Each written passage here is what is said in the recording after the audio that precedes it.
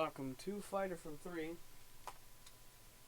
It looks like a late second decision. We will not have any Golden Dome this week. Sucks, but it was something I had to do, and I wanted to do, because I got nothing. Nothing's happening. But, anyways, welcome to the podcast. It's finally time. I'm glad to be doing this right now, because yesterday was chaotic. Today's a bit less chaotic. Still kind of chaotic, but not as bad as yesterday, I'd say. Although it's not a bad thing, in a way, because I had a really good time just chilling all day in some streams. Today seems like everyone's day off or rebound day. Fine with that. I got a stream later today. Well, when this video comes out, it may be after the stream. It may not. I don't know. But we got a couple things to talk about. I was on Lindy Endzone's stream 2 days ago.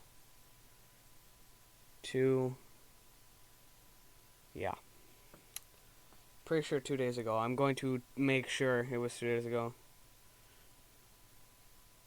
Because the last 2 days have kind of been confusing. No, it was yesterday. It was actually 2 hours. Actually, it will be 24 hours and probably less than an hour. Or a little over an hour. But that was a great stream. It was fun. We both talked about Ime Udoka and Jason Kidd, new head coaches of the Celtics and Mavs, respectively. And a little bit about free agency and everything,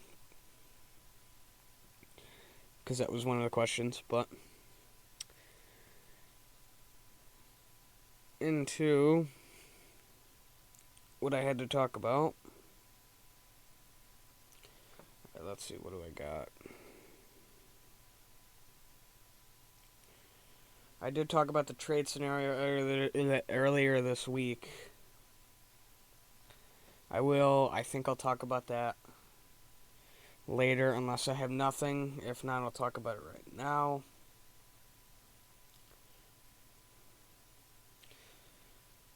No, I got a little bit. So I'll talk about this quick. Carlisle is going to the Pacers, and Billups is going to the Trailblazers. Two good signings. Billups was somebody I really was I was kind of pushing for behind the scenes, and I'm happy with Ime. Doing some digging into Ime and some quotes and everything. I'm fine. Still kind of like Billups, but I'm fine with the hire. I like the hire a lot. And a lot of that comes down to just the mentality and how Ime coaches and the way he thinks and what he brings to the table as a head coach. Not only that, you've got Stevens as GM, who's looking to kind of do what Danny Ainge did for him, at least most of the good things. And that's a good thing. That's one of the only ways that I think really it's a good thing to follow in the previous GM, at least their footsteps in a small way, is what the positive things that GM did for you. If you think it's going to help, do it for whoever's next in line if you move up to GM. But, alright, change the pace a little bit, because now I'm kind of changing around what I want to talk about. Well, exhibition game last night, Team USA versus Team Nigeria. We lost. And I'm trying to find it.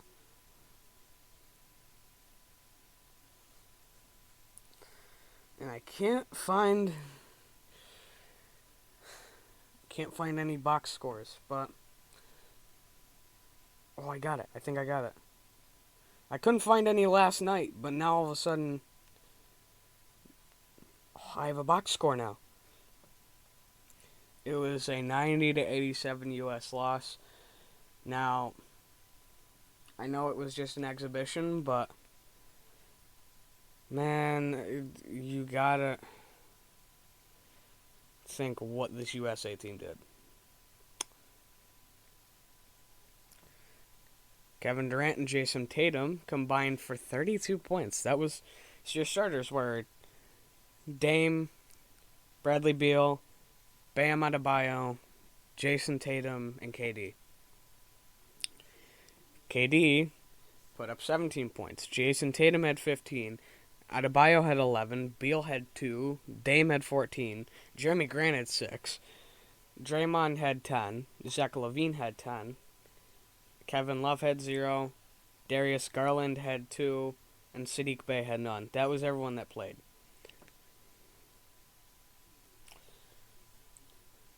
Adebayo scored 11 on 17 minutes. Bradley Beal scored 2 on 25. Beal did horrible. Putting aside the points in general, he did not do well on 25 minutes. Like, I guarantee there's tape somewhere, but man, he didn't show up. He had 14.3% from the field. I mean, Jeremy Grant shot better with 33.3%, and still scored 6 points. That's not what I would expect from this lineup. And they also had Gabe Vincent score 21 on 18 minutes. He also made 66.7% of his shots. 3 of 4 from the line. And the dude he went off.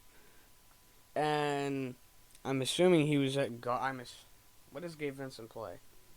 I'm assuming guard, with how the first 5 set up.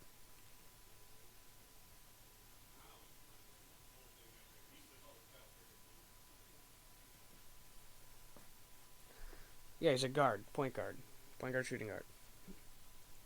So he was probably on. If he was rolling with the starters, he was probably on Dame or Beal. He was either on Dame or Beal. I don't know for sure which one. I didn't watch the game because we were in stream at that point, and I was doing stuff between streams because I was in Eagles Uncensored first giveaway stream, then Lindy's stream, and then Eagles Uncensored's new podcast East Meets West with Philly Foothills, and then Notion stream, and then Uncensored's second stream of giveaway. So I didn't have a chance to watch, and I mean, depending on who he was on, if he was on Beal, that looks even worse than if he was on Lillard. I'm not giving him as much props as I am if he's on Beal, just because Beal got shut down. And they had 4 guys shoot over 10 points and none shoot over 10. Or not, and the U.S. had 6. But, I mean, Zach LaVine had 21 minutes. He only scored 10. He didn't really do very much. There's a lot that I'm like, well, he underperformed. Alright, so I am recording this part the day after. I tried to record this part of it yesterday after everything came out, after all the hype stuff and everything and the projects. It didn't pick up my mic. I just tried to record it again earlier this morning, and it didn't pick up my mic. But this should be out sometime between 12 and 12:30, so I am recording this right before this is released. So, sorry if I contradict myself or say the same thing over again. It's just, I'm doing it on a different day. But really, how can you trot out Beal, play him 20 plus minutes, 27, or not 27, 25, and he scores 2 points on 7 attempts, and only gets 1 shot from the line. Actually, 2 shots. No. Not only that, look at this. KD, Bam, and Dame were all in negative in the plus minus. But when you've got 6 guys who scored 10 or more points, but the other 5 that played score a collective 10 points, that's sad. And one of them is your starter that didn't score over 10 points. Dude, Beal should have been pulled. Simple as that. Beal should have been pulled, especially if he was on Gabe Vincent. Was he? I'm not sure. That's something I may be able to fact check. But really, why keep him out there if he's not gonna score? He wasn't big in the assist game, or he wasn't big on the boards. So why are you trotting him out there?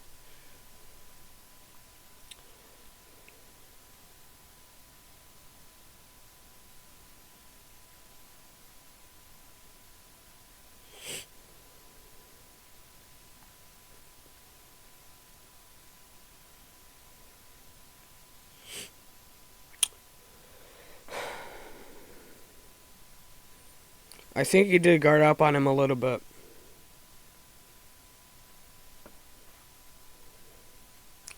Also, well, let me find it. Yeah. Beal missed both his shots at the line. Zach LaVine missed both his shots at the line. Zach LaVine also didn't do great this game, although he did drop more points than Bradley Beal. And Dame, Jeremy Grant, and KD all missed one from the line. That is a total of 6 points that could have won you the game. And that's something that I think it's just a matter of what could have been. Okay, moving on. Bucks Suns last night. Now, Bobby Talks Giants was right. He did say Bucks were going to win this. I think Big Play Slay may have said it too. I said they could if they did everything right. They did. Milwaukee was leading through the second quarter and never looked back. They didn't. They never looked back. And they were only down by 3 through the first. Both teams did about the same from the field in general, with Milwaukee shooting 48.2 with the Suns shooting 48.2 compared to Milwaukee's 47.8%. Although Milwaukee had 9 more attempts and 3 more makes. Suns did horrible from 3. Milwaukee did better. 29% for the Suns, compared to almost 40 for Milwaukee. Not only that, Milwaukee got sent to the line a lot with 26 attempts. That was probably depends on when they were, but that could have been a decent factor into their win. Being sent to the line 10 more times than the Suns, making 9 more shots. They made more shots than the Suns had attempts at the line. Not only that, Milwaukee actually forced some turnovers, and almost half their points were from the paint. And they fouled, but it looks like Milwaukee didn't send to the line as much. Giannis went off with a 41-point game. PJ Tucker did all right for 30 minutes with a 7 points, 3 rebounds, 1 assist. Brook Lopez did all right, 11 points, 2 boards. Chris Middleton did good, 18 points, 7 boards, 6 assists. Drew Holiday had 21 points, 5 boards, 9 assists, almost a double-double. Giannis actually pulled in a double-double with 13 boards and the 41 points and 6 assists.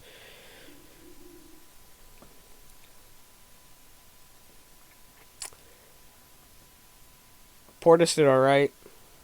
8 boards, 1 assist, 11 points on 18 minutes. Jeff Teague did not great for 14 minutes. 2 boards, 1 assist. That's it. Forbes didn't do anything, really. The other Antetokounmpo, isn't there 3 in the league? That doesn't specify. But he had 3 boards on 2 minutes.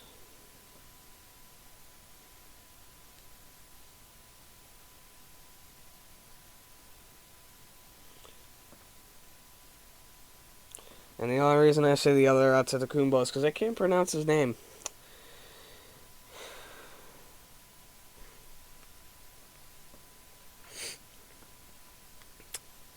It does look like they went to their bench a decent amount.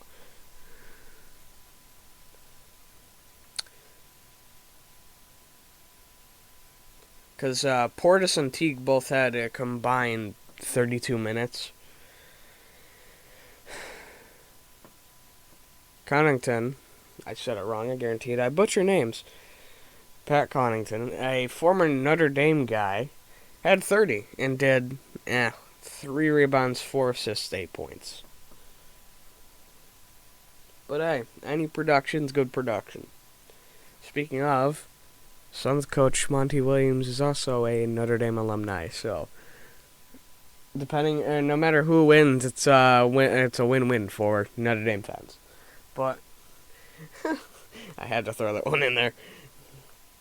What really killed the Suns, I'd say, and this is quickly glancing at the score again, was the second quarter. They only made 17 points compared to Milwaukee's 35.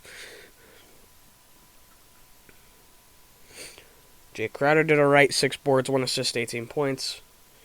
Bridges didn't show up in his 27 minutes, only with 2 boards, 2 assists, 4 points. DeAndre Ayton had 9 boards, 18 points. Chris Paul had 9 assists, 19 points.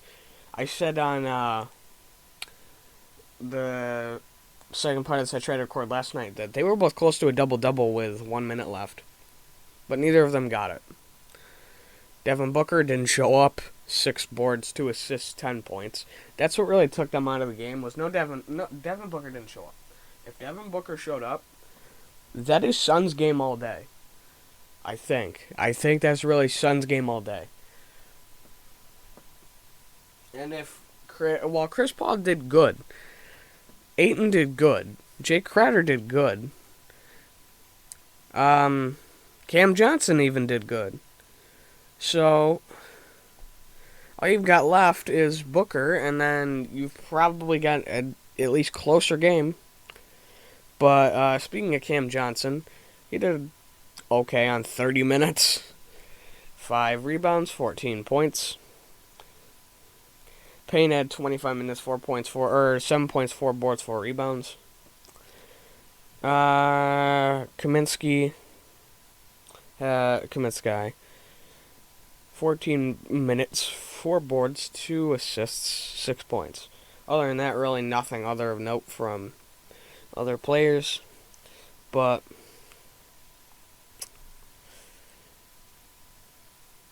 now it's going to come down to Game 4, which is also in Milwaukee. I think that's also a key thing, like I said last night on the stream. That's probably a key thing is it's in Milwaukee. And home court's home court, no matter who you are. It can differ how good of home court you have. 2017 LA Chargers, but still, home court's home court, home field's home field, and not only that, you're walking in with Giannis on a hot streak, and Devin Booker coming off a cold game. Could that have some effect and some momentum differential going into that game? Oh, definitely. There's definitely going to be an effect there. And I think this should also be a must-win for the Bucks, because if you go down 3-1, that is also series over, like we were saying last night. If the Suns had went up 3-0, that was game over. But anyways, the series should be over. If the Suns win Game 4, the series probably will be over by the time... Actually, I can almost guarantee it. By the time the next Fighter from 3 is out. But I am Dirty Fighter with Fighter from 3. Go check out the 2 hype videos I just dropped, the 2 projects. And check out all my other podcasts. Check out a couple of my other small videos I do during the week, everything. I will see you during the week unless there's news I'll see you next week unless there's news during the week. If not, see you next podcast, people.